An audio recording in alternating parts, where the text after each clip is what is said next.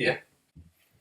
Hi there guys, it's me again, Ryan JC, and in this video I'm actually going to be touching upon an astral projection experience which I did today, and I'm also going to be mentioning how changing my belief systems has actually given me more mobility when it comes to what I'm able to experience and create within the astral realms, because this astral projection was by far the easiest to do things when it comes to manipulating. Okay, I don't want to give away too much, but it what I'm going to start doing is I'm going to start posting vlogs on my channel. I don't know if you've seen it already, but I actually made a vlog about this already, this particular experience. And I'm actually in bed and I use my camera as soon as I come out of it, like straight away, to record my initial reaction, which every time I astral project, I behave this way. You know, I behave all in awe and I'm just astounded by what I've been able to achieve. And I just love to record that, like, get the rawness of the moment, you know, to share on camera. And I've posted that on my YouTube channel, hopefully, before I post this one. And in this one, I'm going to go a bit more in detail, but I'm going to start doing that, like a vlogging series, astral projection vlogging series. You know, there's astral projection advice on there, there's astral projection experiences like this one, and there's metaphysical advice. By the way, in the metaphysical advice, when it comes to metaphysics and ascension, watch that anyway, because they're going to have astral projection experiences in there also. Okay, I just don't make individual ones, which I probably should do, you know, to keep you guys updated on what I'm doing. But the amount of astral projection experiences is going to explode on my channel, because I know that's what you guys want. So, in this astral projection experience, it started off pretty cool, okay? Now, I'm going to make another video called the visionary experience. It's to do with visions and how that can lead you on into astral projection states. But in this one, what I did was I just stared at my wall and I started seeing patterns, like what you see when you take DMT. And then I started seeing, out of these patterns, landscapes started to form, right? And then I saw the ocean. Right? It was like I could smell the ocean. Even though I'm aware that I'm in my bed, I could see the ocean, and there is this huge oil rig which looks destroyed. And soon as I see it, right, as soon as I see the silhouette off in the far distance in the ocean, it explodes. And there are these huge, like, these flames are so realistic. You know, screw what you see on TV when it comes to the explosions on just huge explosions, right? And I'm looking at these explosions, and then next thing I know is I'm standing on the beach. I'm standing on the beach, and it's like I'm inside the vision. I can look around me and everything, and I'm actually there in my astral form, watching this event take place.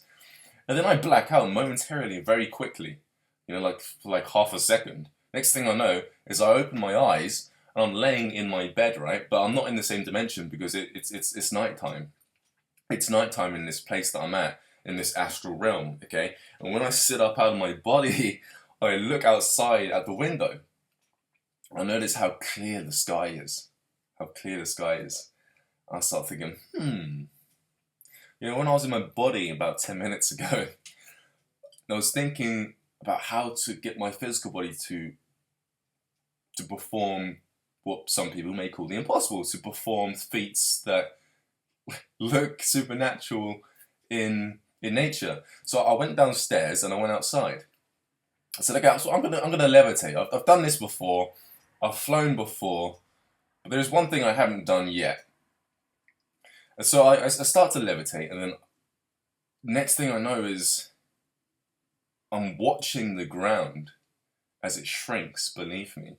I'm watching the cars get smaller, the houses get smaller, and eventually I break cloud. Now when I break cloud, I can see the fields. Fields get smaller and smaller, and everything starts to shrink as I go higher up into the air. And as I break through the cloud line, I can feel how wet and cold it is, right?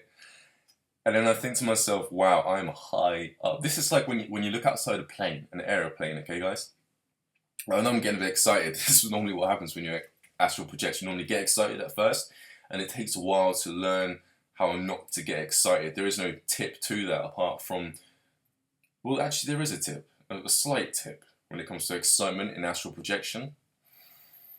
The way I did it, okay, take notes, the way I did it was I thought to myself, in a logical sense of speaking, which was, Okay, if I'm getting excited, I'm not going to astral project. So if I'm excited right now, then the odds of me astral projection are zero. And because there's zero, there's no point in me getting excited. And that turned off my excitement at that specific moment of time, which led me on to having an astral projection experience. Okay, that's how I got over the excitement. That is it. There is no other techniques to getting over excitement. Okay, this is my experience when it came to getting over the excitement. So now you guys know. But anyway, once I broke this cloud line and it's like I'm looking out of the window at the ground, I think, should I go higher? Should I go higher up? And then as I go higher up, I feel myself picking up speed, you know, like going up even faster. And then eventually what I realize is it goes from night to day. I'm in the clouds and it's daytime, like, what's going on? You know what I mean? And then as I get higher up and higher up, the cloud line starts to thin. The clouds, like the ratio, the amount of clouds up in the atmosphere start to thin out. And then I can feel the atmosphere becoming slightly shifted, becoming lighter.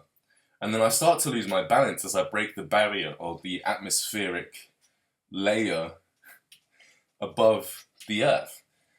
And then as I'm breaking this threshold, I feel myself losing balance. Okay, and as I'm losing balance, I'm spinning, hitting zero gravity basically. I was in space, and because I was in space, I wasn't quite used to the not having gravity on my astral body. So I ended up spinning, like side flip wise. I was constantly in side flip rotation, like what I do when I do free running at my judo center. So I'm constantly doing side flips in space, trying to get my balance, you know. And as I'm spinning, I can see the sun over and over again. And I can see how bright it is, and how I can see the void of space behind the sun. I could see the mini, small, tiny amount of stars right in the far distance. It's a lot less than when you're looking at it on ground. And here's the cool thing, because what happened with my vision was, when I looked into the void of space, I could see the planets. I could see planets, and when I was looking at the planets, it was as if just me observing the planets brought it forward. It bent space so that it brought a microscopic vision of the planets, like as if you were looking at it in a microscope, and it was like it brought it forward, so I could see all the planets, like I distorted space and brought them so I can see them in range, basically. So if I wanted to travel to one, I just had to move myself towards it, kind of thing. Which surprised. I've never had that happen before in space. I've been to space before, but I've never flown there like this. I've always manifested or materialized myself.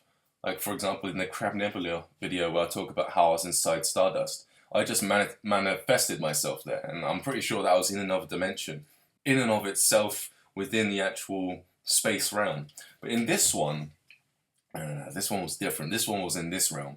This one was in this realm. I can tell you why I know this, because when I was looking at the planets and I was looking at Earth, I could see light cords. I could see what looked like thin strands of copper, only they were silver, and they were dead straight. Nothing was bending those, nothing was knocking those, nothing was going to break those. From the Earth out into these vast points of space. I was thinking, oh my gosh, these are other people who have already started astral projecting at the exact same time as me. Only they're now in space on other planets, clearly way far away from this Earth. And then at this point in time, I thought to myself, should I go further? But then I remembered somebody saying to me, why don't you look for the Ark of the Covenant? Why don't you go and look, see if there's alien bases on the moon? Why don't you see if the Earth is actually hollow and try to get to the center of the Earth? So I thought, okay, well, I've always wanted to see what's like at the center of the Earth. I've heard that there's Nephilim there. There are these beings that are giants. I heard that the atmosphere inside the Earth is a lot more cleaner. And I thought, well, you know what? I might as well go check it out. Everyone keeps saying, there's always hype built around it. I'm going to go check it out. So I went down to Earth. But before I went down to Earth, I thought to myself, I want to feel what it would feel like to fall through the atmosphere. I want to skydive my way back down to Earth. So I break the cloud line, and the speed that I pick up is ridiculous. ridiculously fast. It's like speed is sped up when you're flying through space or when you're falling down to Earth. It's like speed is sped up. Only you're still aware of every moment that's happening. So it's a lot of information and a lot of experience to take in such a short period of time. And when I came back down to Earth, I just looked at the cloud line thinking, did that really just happen? Did I really just make it? And then when I came back into the house, I came upstairs and I basically, I wanted to come back here, basically. I thought about my body, which most people shouldn't do, because when you think about your body, that's when you go straight back to your body. But when that happened, I didn't go back straight away. I ended up actually blacking out slightly, and I ended up materializing myself at this end of the room, okay? And this chair was on this side of the desk, and these lights, which are behind you, which you cannot see, were behind me here, one here, and there's one where I'm sitting right now. And I was looking at these lights, and I noticed how the bulb was radiating a specific color. Like you get daylight bulbs, which is what I'm using now, studio daylight bulbs, and you get normal bulbs like this one above my head, which you cannot see. But they're like very, very dim, the ones above my head. And I was looking at the rays of color coming off the light, and I looked at the bulbs, and I pointed, and I said green. And then the one that was radiating white fluorescent light turned green fluorescent light. Even though the light bulb stayed white, the light coming off of it was green. So I then pointed, it was like neon basically, so I then pointed at the middle, I said red, and it came out red, and then pointed at the one on my left, and I said blue, dark blue, it came out dark blue. I said blue to yellow, and I went green, and I kept changing the colours, and then I got so excited, I thought, you know what I'm going to do? I'm going to do something that I haven't done in a third dimension yet. I'm going to start moving things with my mind. So I started going like that, and just blowing all my stuff off my desk. Not like, but you know, like Telekinesis, Jean Grey, X-Men style. And then, oh wow, this experience was so fun. And then I started thinking about thought forms. I made a video on thought forms. I'm not sure if I've uploaded it yet, but when it comes to thought forms, a lot of people create their thought forms. And I thought, you know, I've never actually decided to create one from scratch. You know, I've had my encounters with thought forms that I've created, and I've accidentally thought that they were something other than my own creation. But what if I actually created one? So what I did is I thought to myself, okay, what normally happens to me? Well, beings normally pull my bed covers off. So I created a thought form which felt like it was huge, right? And I said, okay, I basically willed it to come forward, and it grabbed my bed covers and pulled them clean off. And I was like, well, wait a minute, you know? And then I got it, and I said, okay, lift them up completely. So it lifted up my entire bed cover, like it was levitating the bed cover, like my bed cover was stiff, and it lifted up into the air. I thought, well, this is fun. What if I can get my thought form to pick my entire body up? And that's exactly what happened. My entire body felt like it was levitating on some sort of electromagnetic cloud, some sort of electromagnetic fog, some sort of, you know, when you get two magnets together and you try to push the opposite ends together and they reflect, or the same ends together and they reflect. It felt like that. And then I thought to myself, I could see how people can be misconstrued into thinking that this thing is something other than themselves. Because I literally made my own thoughts an external compository of a being in front of me. And yes, I didn't give it a face, yes, I didn't give it a structure, but I gave it enough energy to manipulate my astral surroundings, okay? Which I thought was pretty cool, because if I can do that now, okay, since I've not done my belief systems when it comes to astral projection, I'm pretty sure I can get a thought form to pull people out whenever I want. I could create one and say, okay, pull me out at this time, pull me out whenever I go to bed, pull me out and take me to my friend's house, go over to my friend's house and take him out of his body. I'm pretty sure that that's the next stage that I'm going to be getting into when it comes to this evolution of astral projection. And saying as I was able to go out into space, literally go out into space and view other people's light cords, I'm pretty sure I'm getting to the stage now where I can physically, whenever I want, astral projection-y wise, pull people out of their body. Now, which is kind of funny because a lot of people keep emailing me saying, okay, Ryan, can you pull me out of my body and make it so much easier? I'm not going to do that, because if you haven't got the belief systems I have, if you don't have the clarity that came with this, because of my belief systems were knocked down, because of all the information I've got on astral projection when it came to my own experiences, I felt more ready and more equipped to recognize things that happened within this experience, which gave me such a boundless responsibility when it came to how I behaved to particular situations within my astral experience in order to make things come about. It felt a lot more expansive, this experience, which is why it's one of my most controllable experiences I've ever done to this day. And a lot of people out there who are astral projecting, who are getting into this, they've got all my old belief systems. And if you've been watching TV and media and films like Insidious, and I was to pull you out of your body, you would go to a place filled with thought forms for starters, which you've created from your own expectations of a fear-based experience, which really, when you realize that they're just your own thought forms, there's no need to be scared of them because you're literally creating your own reality. It's like if I gave you a piece of paper and said, okay, draw a bad face or draw a happy face. Which one would you rather draw? You know, it's very simple. You draw a happy face, right? If I was to tell you guys right now, what would you rather manifest in front of you? A supermodel, or, you know, or a huge, fat, nasty individual, okay? Which one would you rather manifest? You know, it's very much simple when it comes to the lower realms, when it comes to astral projection and thought forms. Now, you can get into other entities, astral entities, but that's something entirely different. But a lot of people, if I was to pull you out, it'd be quite dangerous. So I need to build people up. I need to start teaching people how to actually change their belief systems. I need to share on a one-on-one basis, on a consultation basis, how it is that your mindset is going to be hindering your performance when it comes to astral projection experiences, which is why I think my consultations are so beneficial. I've had quite a few people on my consultations actually achieve these astral projections. And I just don't see how a book can sit there and read your thoughts, read your personality.